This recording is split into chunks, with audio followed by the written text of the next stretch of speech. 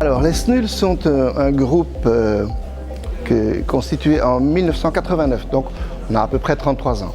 À l'époque où Canal+ Belgique a vu le jour, ils nous ont demandé de faire une émission humoristique pour une chaîne qui, à l'époque, on pensait que ça allait durer 3 mois ou 4 mois parce qu'une chaîne à péage en 1990, c'était pas évident, enfin 89. Et à partir de ce moment-là, on était catapultés humoristes belges et on devait faire une demi-heure d'émission par semaine avec des choses qui nous faisaient marrer.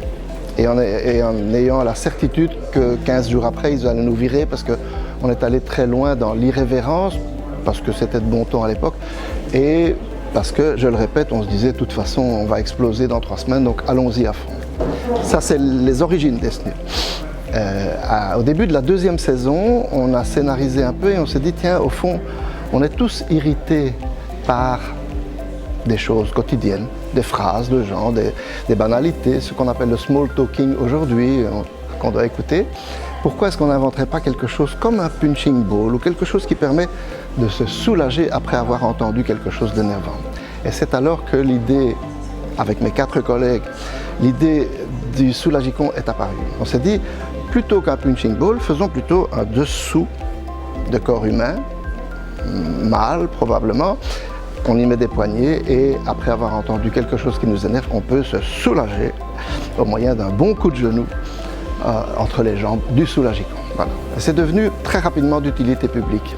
C'est pour ça que la ville a considéré essentiel qu'il y ait un soulagicon dans la salle des guichets ici.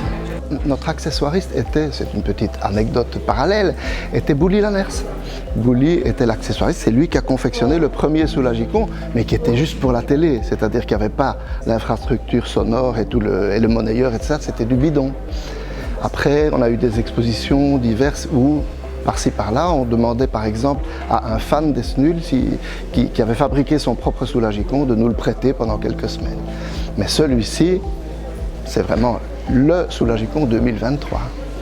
Mon rêve absolu, et j'en rêve toutes les nuits, c'est que les touristes qui viennent à Bruxelles fassent d'abord une petite photo de Mannequin Peace parce que c'est incontournable, et puis après viennent jusqu'ici pour se soulager. Donc il faut leur dire.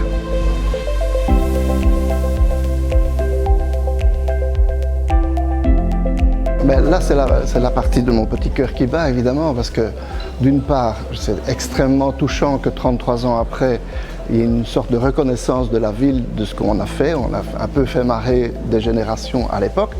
Mais surtout, moi, je suis le petit dessinateur de l'équipe et un jour, j'ai pris un gros marqueur, au tout début, évidemment, avant la première émission, et puis j'ai fait cette espèce de crawl, sans citer un collègue, hein, quand je dis crawl, c'est pas crawl ici,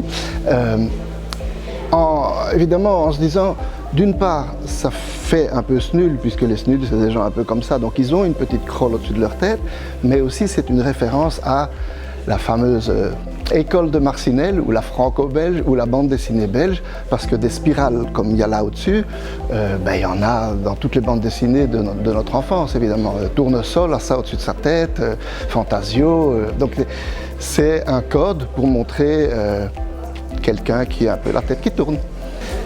Mais alors ce qui est vraiment quasi traumatisant, c'est de passer du rêve à la réalité, évidemment. Parce que faire cette petite crawl sur un papier, c'est une première chose. Et puis un jour se dire, tiens, on va installer un soulagicon dans ce lieu public qui est si haut de plafond. Waouh, ce qui serait bien, c'est qu'il y ait la crawl des Snuls au-dessus du soulagicon. Et là, ça devient de la folie pure et dure, parce que heureusement, il y a Pascal Wens et toute une équipe qui, pendant plusieurs jours, ont travaillé comme des malades pour faire cet objet.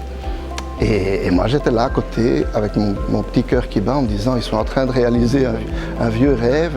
Donc j'ai essayé de les encourager un petit peu. Bravo les gars!